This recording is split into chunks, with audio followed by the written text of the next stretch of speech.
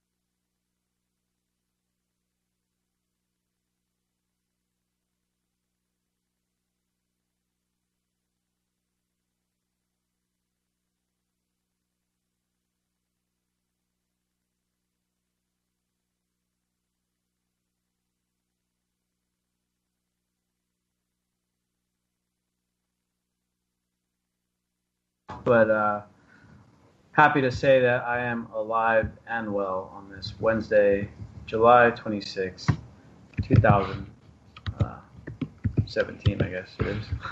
Almost forgot what year it was there for a second.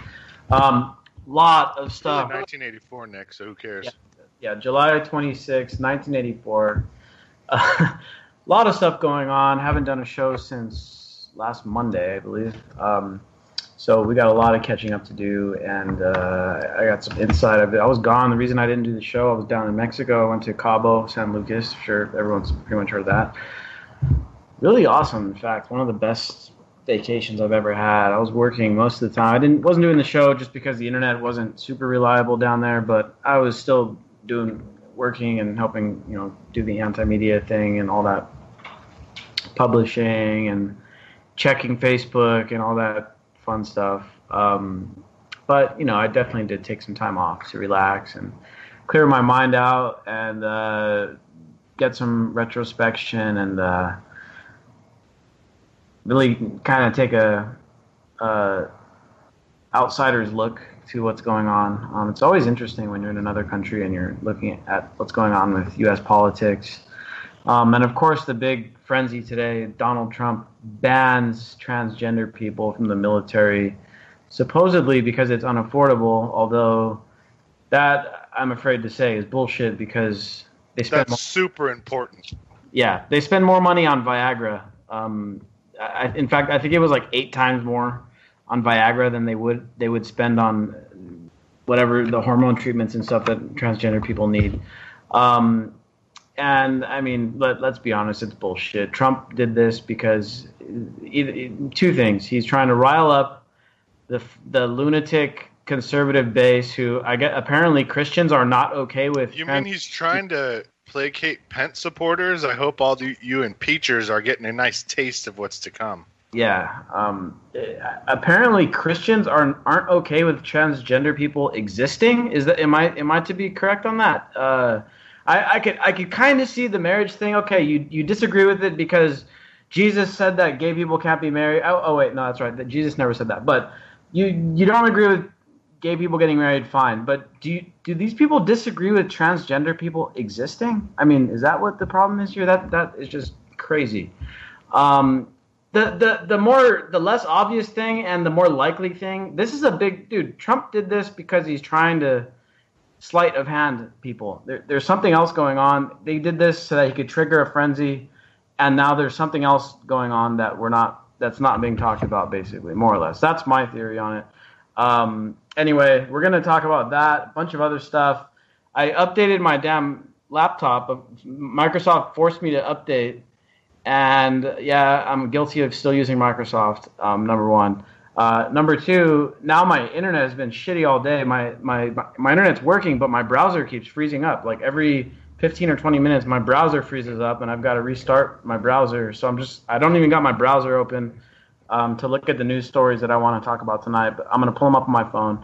But first, let's introduce the panel here. We've got my longtime co-host, DB Schwartz, on the line. What's up, dude? Hey, I just want to bring up, in case we weren't going to talk about it, that a guy named Mr. Awan was arrested today, and that is good news for the U.S. Who's this guy? He's one of the Awan brothers. That was one of these Muslim Brotherhood infiltrators, literally a spy for a secret society over in the Middle East. That was an IT guy that Hillary and Houman Abedin and all these super corrupt people hired, and he got in and basically sold state secrets to like everyone, and now he's singing to prevent probably his execution, because he's going to be hit under these State Department traitor laws and stuff. So we'll see. Oh yeah, if he sings, he can bring everyone down. Let's put it that way. He was like their assistant, right? Yeah, he was Debbie Wasserman Schultz's one of her IT guys, right? Yeah. Yeah, and he was, he was a double agent. He worked for the Muslim Brotherhood, so yeah. I mean, it's proven. The wire transfers have put it out there, and now he's gonna make a deal. And I hope that he takes down the Clinton Foundation. So this guy was wanted for criminal charges, and they caught him trying to leave They caught him trying to leave the U.S. basically. So yeah, that is going to be very interesting. We'll see what comes of that. And of course, it just makes the DNC look like shit because they're both corrupt parties. It's just that the DNC, for whatever reason, is just that much more careless. I'm sure they're both equally corrupt and disgusting, but the DNC was just even more incompetent than the GOP, and they literally had somebody on the inside that just couldn't take it, which was, I believe, Seth Rich. I think maybe it's because up until 2016, the DNC didn't have as much scrutiny because, they had Obama, and Obama was like everybody's favorite politician, and he was so smart and articulate. Of course, we've harped on the things that Obama has done, the horrible things that he was responsible for over and over. There's no need to go down that road. He was a great actor, but when he did the bailout in 2008, if you didn't know the jig was up, well then you're blind anyway. Yeah, the optics, as far as optics go, Obama was great, and therefore it took a lot of heat away from the DNC. Of course, the DNC was kind of immune to criticism up until the point where the Bernie people started realizing, holy shit, the DNC is screwing over Bernie Sanders. And then, of course, then came the leaks. Who knows? We're still finding out what's going on. Maybe we'll find out more with this guy that just got caught up and see what happens. But, you know, Debbie Wasserman Schultz was already forced out of the DNC because the information came out that they were basically rigging the primary against Bernie Sanders. They were working, colluding with the media against Bernie Sanders. They basically caught them red-handed, fixing the Democratic, the quote-unquote Democratic primary. I guess that's very ironic. So she was forced out. Later on, she more or less admitted, yeah, we favorited Hillary Clinton. So what? We're a private corporation. We do what we want. That's the thing that we need to understand here, is that the Republican Party and the Democratic Party, these are more or less private corporations. I guess they're publicly funded, and they privatize any of their profits, just like every other corporation in the U.S. Yeah, every other crony corporation, I guess you could say. But the worst part about it is that they pretend to represent us and make laws that they then tell our government to make enforced on us through our law enforcement wing that is armed to the teeth simply because they must be to enforce these unjust laws. Yeah. Joining us tonight is our awesome journalist, Jake Anderson. Jake, I mean, what do you think about this IT guy from the DNC getting caught up trying to flee the country? Yeah, I mean, it's exciting that he was caught. I mean, at this point, there's been so many false alarms on, like, the person who's going to bring down the DNC, a person who's going to get Hillary Clinton locked up, and Bill Clinton locked up, and Barack Obama. I mean, at this point, it's like, I mean, I'd just be happy with the Clinton Foundation going away. Yeah, that's a huge thing, dude. Like, that would be huge if that happened. Oh, you mean just the foundation, not them? Yeah, just, I mean, if that was the plea bargain, just if they could go away and then all their money and power was snapped up and taken away from them. But that's just such a tip of the iceberg. I mean, it's a start. It's a start. We gotta take power out of these people's hands. They're if you look at what they've done in Haiti, Haiti had that earthquake and never recovered. Oh yeah, no, I agree with you on that, and that's a bipartisan.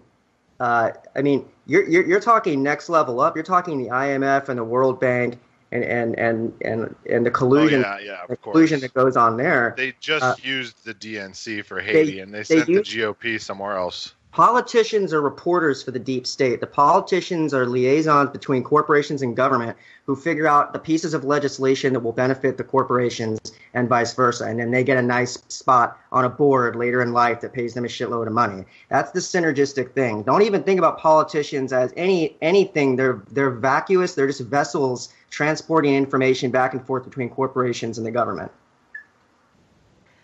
Basically.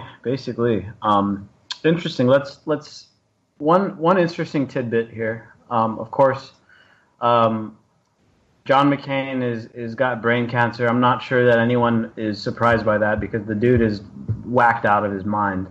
But he looks great. Yeah. The only thing I feel sorry for is his family. I'm not one of those people, well, let's just show him respect. Screw that guy, dude. He's responsible for so many deaths. He's a piece of shit. His eye looks hot right now. Yeah, he's a big-time piece of shit. Anyway,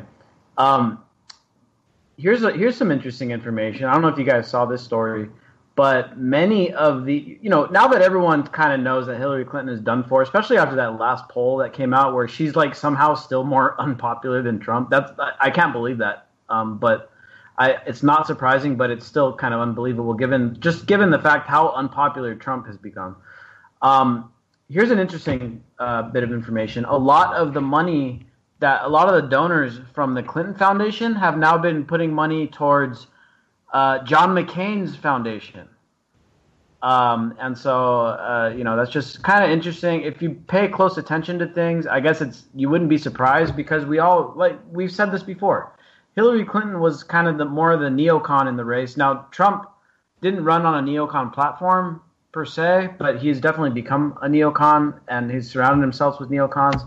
But Hillary Clinton was definitely openly running on a neoconservative foreign policy. And of course, she had a progressive social policy on in some aspects, but very neoconservative on foreign policy, nation building, very hawkish towards Iran, Russia, and of course everyone else over there, and her track record and all that. But now everybody knows John McCain is a huge warmonger, so a lot of the people that were funding the Clinton Foundation are now shifting over and funding McCain's foundation. So that I just thought that was interesting. Kind of goes to show that I guess a lot of Clinton's public policies and her public stances reflected who her donors were to the Clinton Foundation, which I'm assuming, given the fact that now they're switching over to McCain, they were foreign policy think tanks, military contracting companies. You know, these are the most influential lobbying groups in Washington, the military-industrial complex,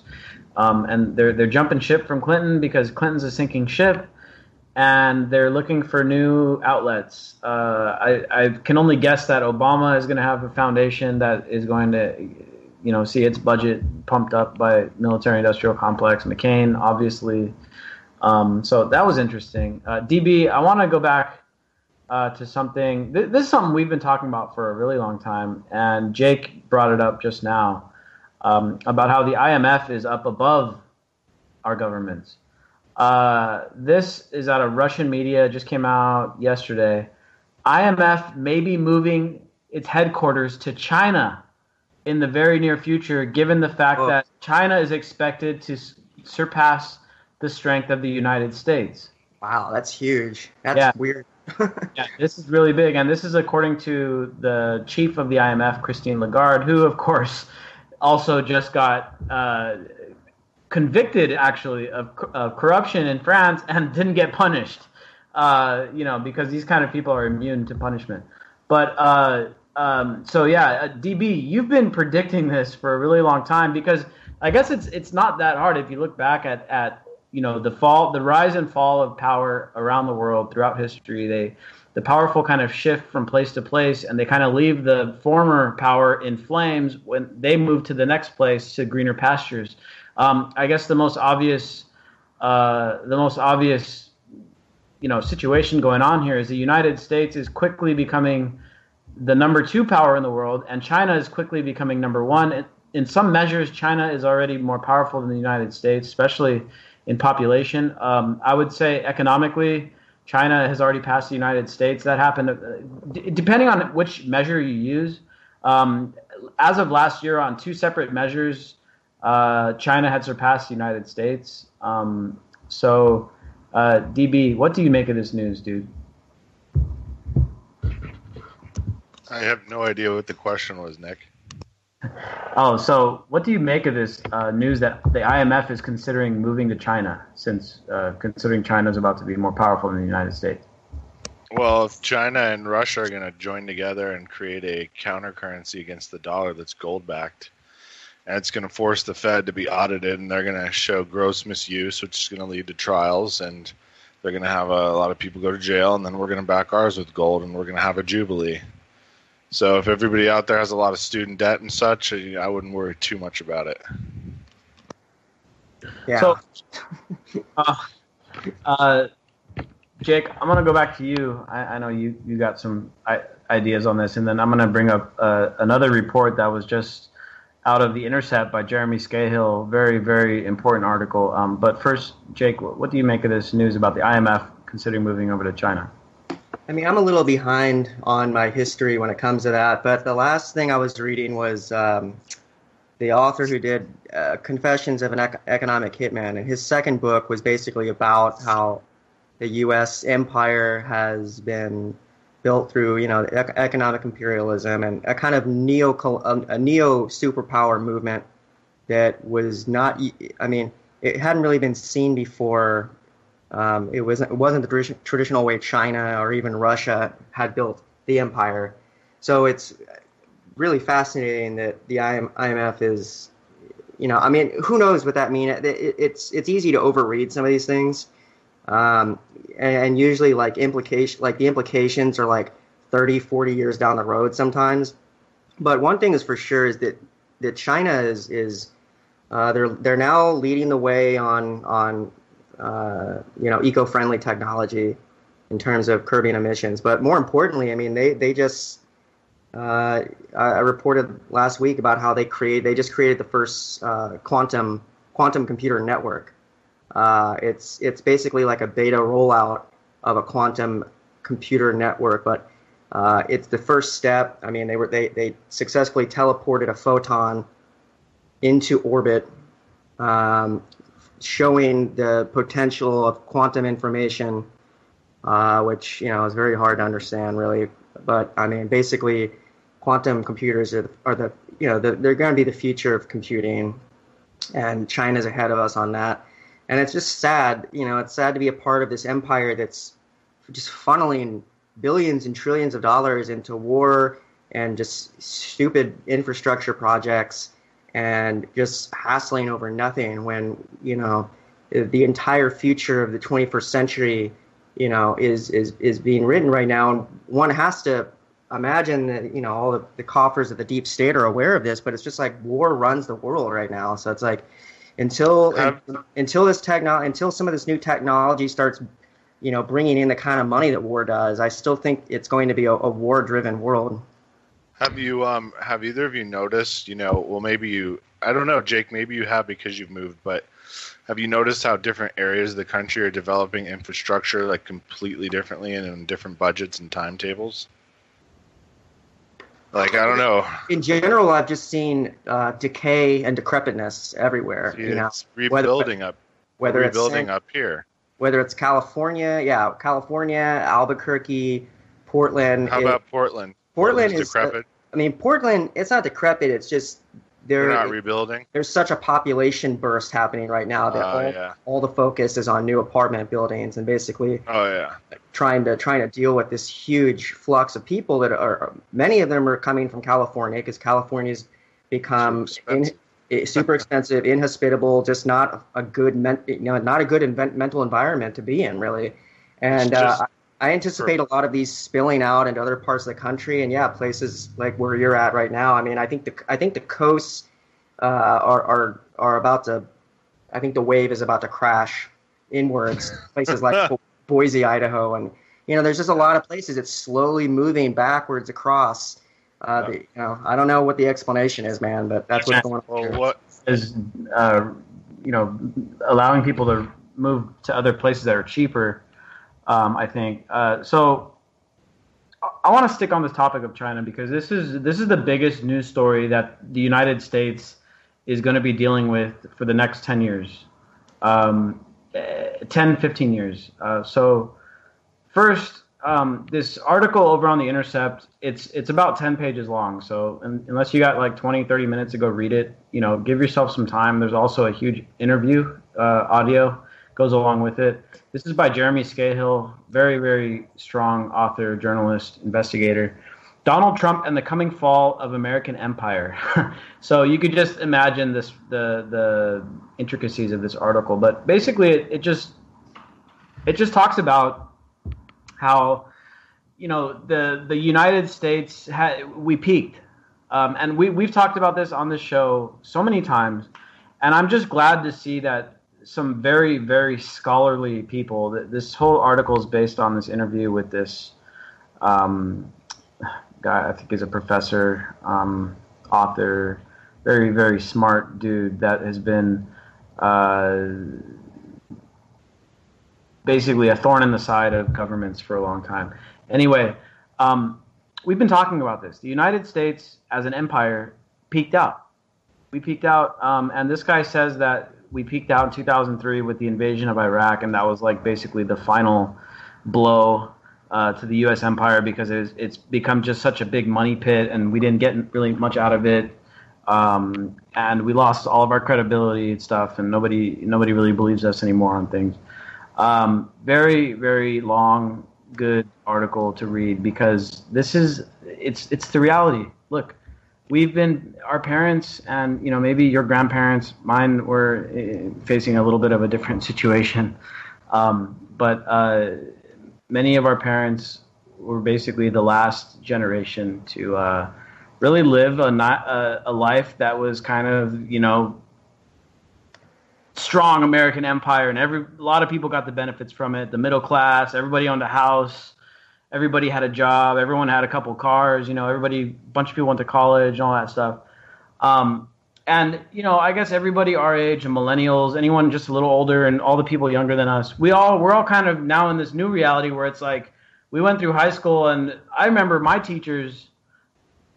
I didn't go to the best high school, but all of my teachers said, you know what, you just get good grades, go to college, and you're going to have a nice job, and your life is going to be pretty easy, and everything's going to be fine. And the reality set in after 2003. I graduated high school in 2005. And I graduated into a world that was much different than my parents had. And we're now living in this reality where we're now a decaying empire with crumbling infrastructure, losing our influence around the world. People are now turning to other countries for economic reasons, mainly China, Germany, Japan, the Philippines, Europe, Africa, the Middle East, Iran, all these major powers, Russia, they're all looking to work with China. They're not looking to work with us anymore. In fact, Trump just got back from Germany where right after he left, Angela Merkel was like, well, not sure we can work with those guys anymore.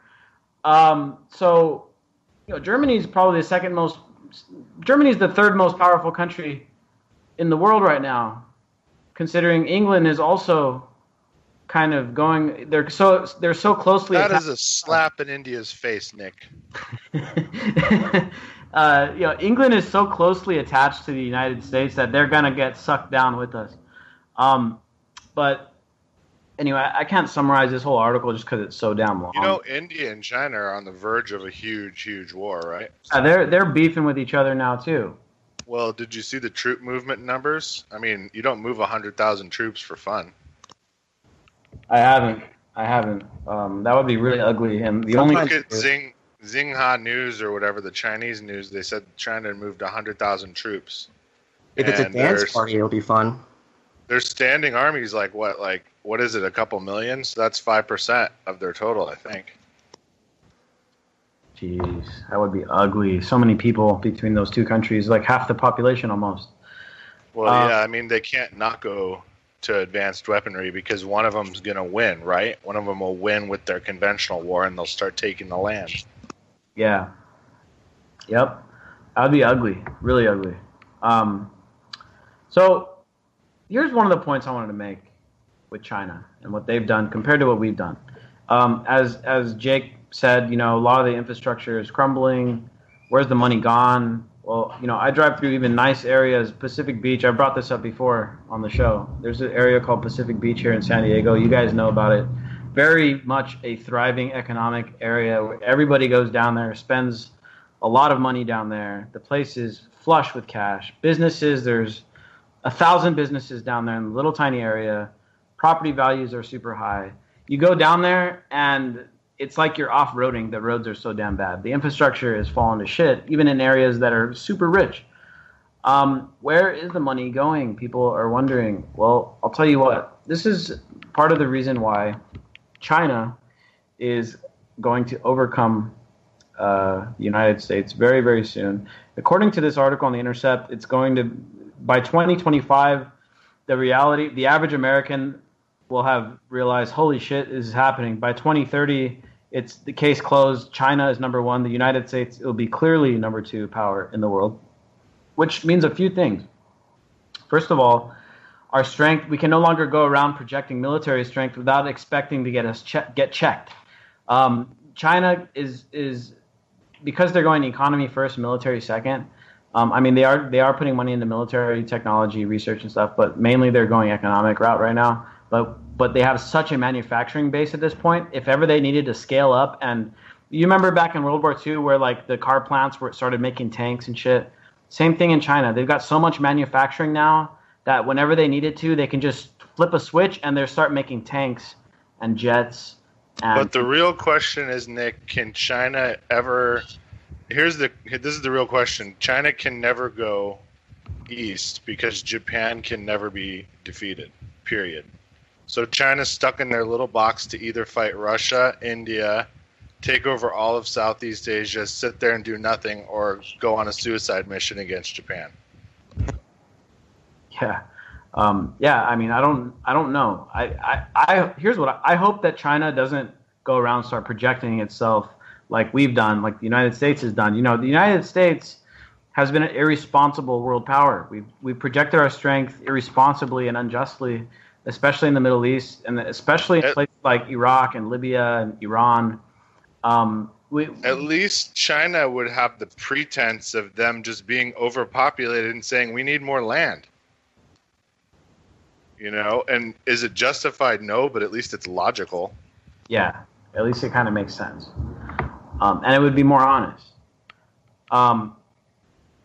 You know, and so by 2030, it's gonna be pretty obvious. But you know, those listeners who have been with us for a while, they know me and DB have been talking about this, and Jake as well. We've been talking about this for a long time. You know, like every empire comes to an end. The United States passed its peak. You can debate when the peak was. I tend to agree that after 9/11, 2003 invasion of Iraq. I mean, that was the beginning of the end. They closed the lid on our coffin, started putting the nails in them one at a time. And you mean our peak is a republic for the people, because as a corporation for the elite, business has never been better. Yeah. But you know, this is, you know, the middle class is now shrinking. People like Donald, the reason why Donald Trump and Bernie Sanders gained so much traction this previous election was because the working people are frustrated as hell. They're wondering what the hell happened. Why is infrastructure failing? Why is property so expensive? Why are jobs so crappy? Why is college so expensive? Why is healthcare unaffordable? Everyone's wondering why. And everyone, you know, they're willing to take much bigger risks now with someone like Donald Trump or someone like Bernie Sanders, who, let's say 20 years ago, a guy like Bernie Sanders would not have a shot in hell at even getting any media coverage at all. I mean, the media treated him like shit this time around, but it didn't matter. He still almost won. I mean, he would have beat Donald Trump. He was beaten out of the race, literally. Yeah. But, you know, people are looking and trying to find out what the hell is wrong. Fortunately, I don't think that there will be enough time to save the U.S. empire. So I got a couple examples, just one example here that I wanted to bring up about why so quickly has China come up and we've come down. Well, it's pretty obvious. I got an article here from Business Insider, June 28th, 2017. The F-35's reliability issues could push its total cost to $1.2 trillion. Okay, this is a jet the United States has been trying to develop. It's like a stealth fighter jet or whatever. It's basically a jet that we should have never committed to developing. $1.2 trillion on a jet? But it turns into a transformer. It's totally worth it. Yeah, I saw a report the other day that one caught fire due to high winds. Did you see that? I'm not even playing with you. High wind caused one of the engines to catch fire.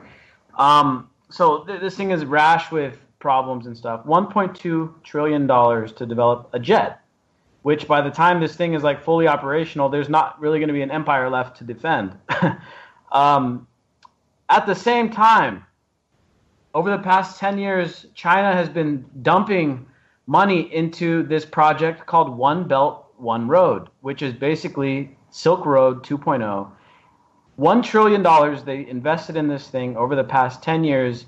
They've connected railroads from Portugal to Korea. Think about that. From Portugal to Korea. That's half the world. And it goes from China to South Africa. Iran is actually one of the central hubs of this thing. It makes its way all the way to England, all throughout the Middle East. Basically what I'm saying here is China has been investing in economic infrastructure while the United States has been building a bunch of worthless military toys. Not worthless, but a bunch of military toys that are going to wind up not being useful because by the time they're actually ready to use them, it's going to be too late. we're already going to be number 2. And the biggest thing, the dollar as the reserve currency is going to lose its status. And that, my friends, and everybody listening tonight, that is the biggest thing that's going to affect you and I personally. Which is a reason, a good reason to start investing in cryptocurrencies and physical assets and things like that. We can have a big war and just send off 40 to 50 million, voters. Yeah. That's, me and DB have been recommending physical currency for a long time, gold, silver, stuff like that. I'm not going to say go dump your whole life savings into it, no, but just have some in case. Shit hit the fan. What is happening with cryptocurrency, Nick? Can you please tell me what the hell is going on with Ethereum? A giant civil war is going to happen basically on August 1st. Yeah. So buy real gold. Well, they're trying to with Bitcoin in particular, they're trying to upgrade the software so that it's more usable for more people. Because it's become so popular that it's the blockchain of Bitcoin has become overwhelmed by too many transactions, so it got slowed down.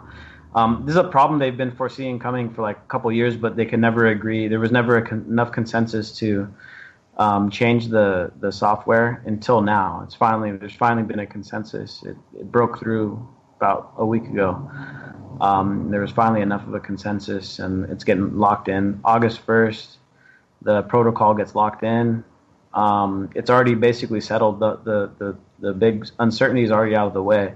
Everything else going on right now is just fear-mongering. There's people trying to scare people about it so that they can accumulate more, because everyone knows the price is going to, after August 1st, the prices, I'm not going to guarantee anything, and don't take this as an investment advice, but the prices are probably going to go way up after August 1st. The value of Bitcoin, the value of Ethereum, and a bunch of the other cryptocurrencies are going to start increasing. I hope so. Exponentially, probably, after August 1st. But it's a big debate. It's been ongoing in Bitcoin itself for several years now. They finally agreed on it, because the reason I think they agreed on it, not only because it's become so popular, but also because Ethereum, which is the second largest cryptocurrency, was almost on the verge of passing up Bitcoin as the largest by market value cryptocurrency. And so the people with a large stake of Bitcoin were like, all right, you know what? We need to put our differences aside and agree on something, because Ethereum is about to overtake us and we're going to lose a lot of money. And so, that's basically what's going to go on. After August 1st, it's going to go back. I think it's going to go back to the bull market. The value is going to keep going up. And, crypto, I think crypto is a much, much better type of currency than the dollar, because the dollar is just fiat, and the dollar is drenched in blood. These cryptocurrencies are transparent. They're based on a blockchain technology, which is a very strong technology that's basically unhackable. There have been recent hacks, but it's been hacks of like websites and databases. It hasn't been a hack of the actual technology. And some people haven't secured their stuff well, and it got jacked. Shit happens. It's like a bank heist. Sometimes a bank gets broken into.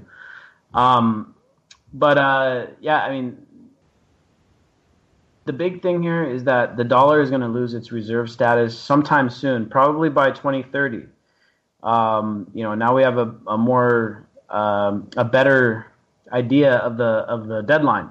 Before, there's always been speculators, there's always been fearmongers out there say, oh, the dollar is going to crash tomorrow, buy gold. And, I'm not trying to be fearmongering like that, but sooner or later, one day, it's going to happen. And we've said that on the program plenty of times before, but now we're starting to get a better idea of when it's going to happen. And now, according to some experts, 2025, 2030, sometime in this timeline is when we're looking at it, about 10 years from now.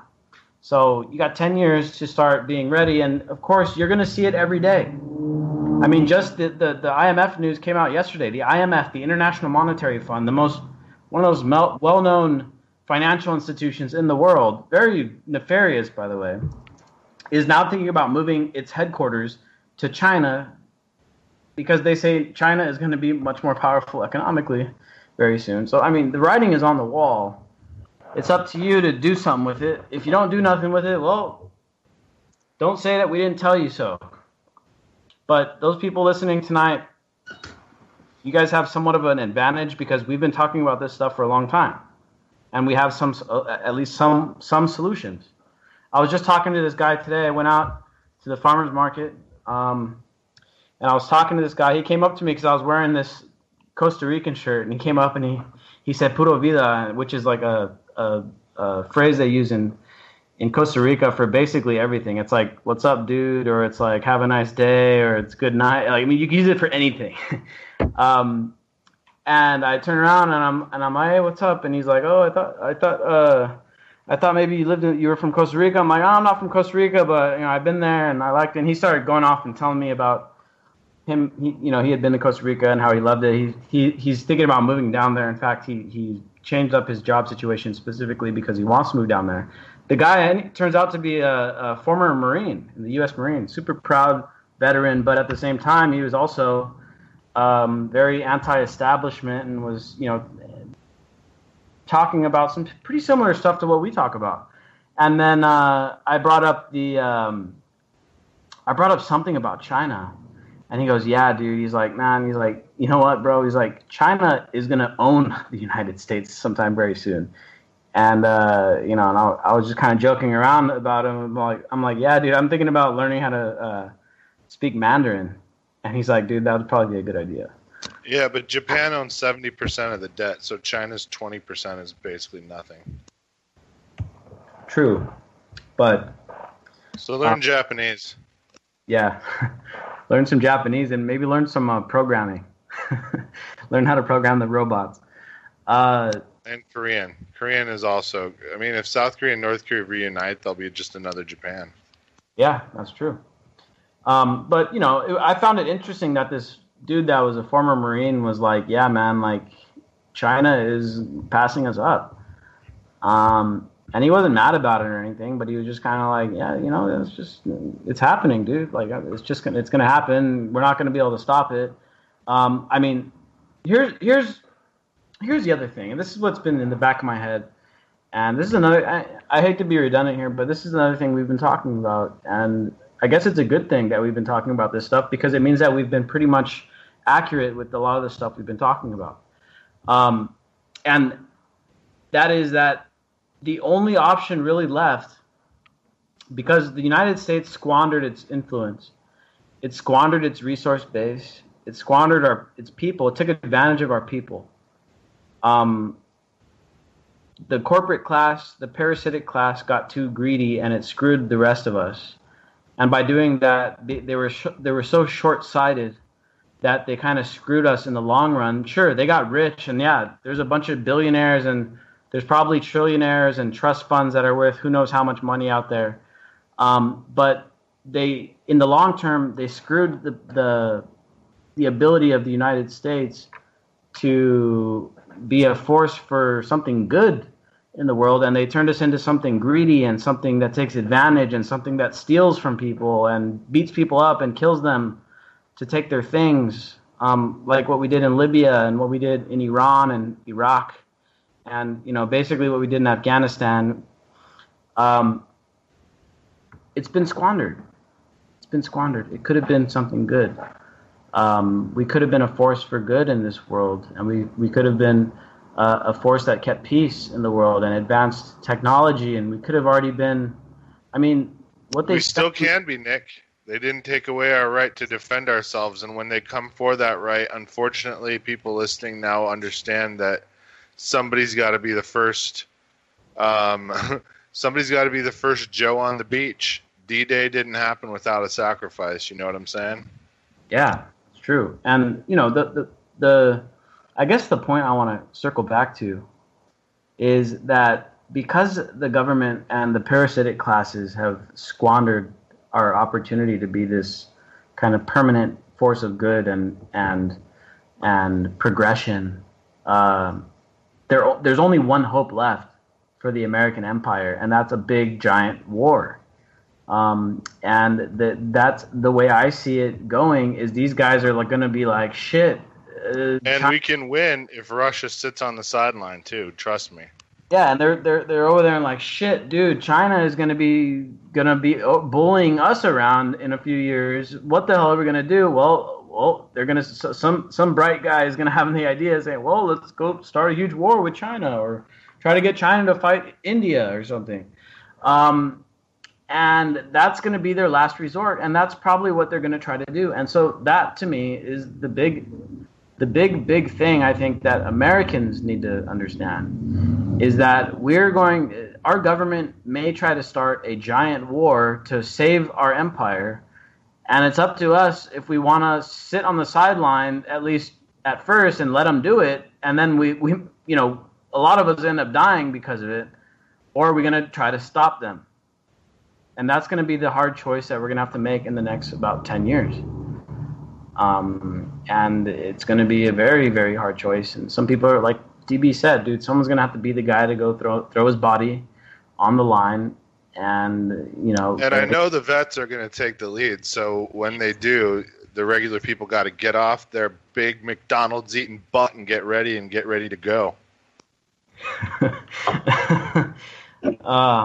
I'm serious, dude. If the vets take the charge and no one backs them up, they'll get wiped out, and that'll be like the night of the long knives in Germany. We got to back them up no matter what they do. The vets, not the enlisted right now. If the vets do something, the enlisted will turn ranks. I'm telling you. We have like 10 million vets right now. The kind of vets who support Clive and Bundy. The kind of vets that support us if the law enforcement is told to come confiscate our guns. You know what I mean? They care more about guns than people, but hey, I'll take a turkey sandwich any way I can get it. Well, here's the thing, and I see where both of you guys are coming from. The conditions aren't right yet. They're already bad, don't get me wrong. That lady that got gunned down over there by where you live, DB, I mean, that was bad. And I guess a lot of suburbanites are starting to wake up and say, holy shit, there's something wrong with these cops. Because one of our own just got gunned down for what? For no reason. Because she was scared? Ooh. Because she was running out? That Australian lady that was gunned down up there in Minneapolis. Justine Damon. That's going to... I don't know if you've done any research. I know the story. I didn't know she was one of our own. No, she's Australian. But what I mean. I think what you mean when you say one of our own was she was like a holistic doctor, and she was definitely an alternative thinker. Gotcha. And she was another alternative doctor that was killed, which was fishy. Yeah. The fact that this guy just popped one through a door is freaking weird, dude. And I don't know, man. It's not good, is all I can say. It's really not good up here. It's not good that Philandro, his killer, was let off and then paid a year of salary, and then that they immediately paid his mother $3 million right away. Yeah, trying to buy everybody off. Well, I mean, imagine if they paid her $3 million, what they're gonna have to pay the Damon guy, the widower.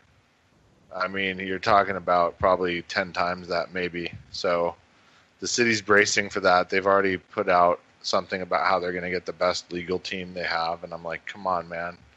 Just disband already. Seriously. I think Hodges is going to get fired. She's the mayor. But the commissioner just stepped down and the assistant stepped up. And he's like kind of a David Brown type, like that Dallas chief that used the robot to blow up on the Dallas shooter. So he's one of these progressive techno nerd guys. DB, do we have what's the latest on why the hell this happened? The latest is that, okay, so, let me just put it this way. In Australia, the police react differently. She ran out in her pajamas behind the cop car and slammed on their hood to get their attention. And they thought they were being ambushed. So she ran up to the driver's side door, and the window was down, and the guy thought that she was an attacker, so he shot through the door and hit her in the stomach. Did they not get... I seriously do not understand. What the hell? Okay, so she doesn't understand how to... She doesn't understand how to approach our police because she's Australian. She doesn't understand how not to get killed by the cops, apparently. Right. Right, so that's going to be their legal defense. And already it's looking like it's probably going to be justifiable because there's no photo evidence against that. No video was on, no body cameras were on. There's no dash cams on, there's no dash cam audio. For his life, and that's it. There's no dash cam audio. So what Claire was wondering about was that there's got to be audio. They're saying there's none. Now, I don't know if that's true or not. So what's that going to take, a grand jury? I mean, is this going to go up to that level? I don't know. The Australian government has a lot of pull here because they're a military ally. So I got two stories I want to bring up here regarding this issue. First of all, is that the cops got a warrant to go into her house to go look for stuff to make her. From what I can tell, they're looking for whatever. They're looking for Ambien, like a criminal. They're looking for pharmaceuticals, antidepressants, and Ambien specifically. Yeah, so that if she wandered out in a confused state. Yeah, so they went into her house to try to find something that could make her, to criminalize her, to make it seem a little less bad. But no video, no dash cam being on it's too much. It'd be one thing if there's no body cams, but the other interesting thing that I saw, and we're covering this tomorrow morning on the antimedia.org, is there is now a mayoral candidate coming out, and of course, who knows if he'll win, if he'll gain traction or whatever, but he's running on a platform to disarm the police. So this is a pretty interesting idea. I haven't really seen this put forward at this high of a level before. Of course, we've talked about this, and we've talked about other countries who have police who are disarmed, and they have armed units that are specialized, like SWAT units and stuff that are well armed, but that the regular street cops are just walking around without guns.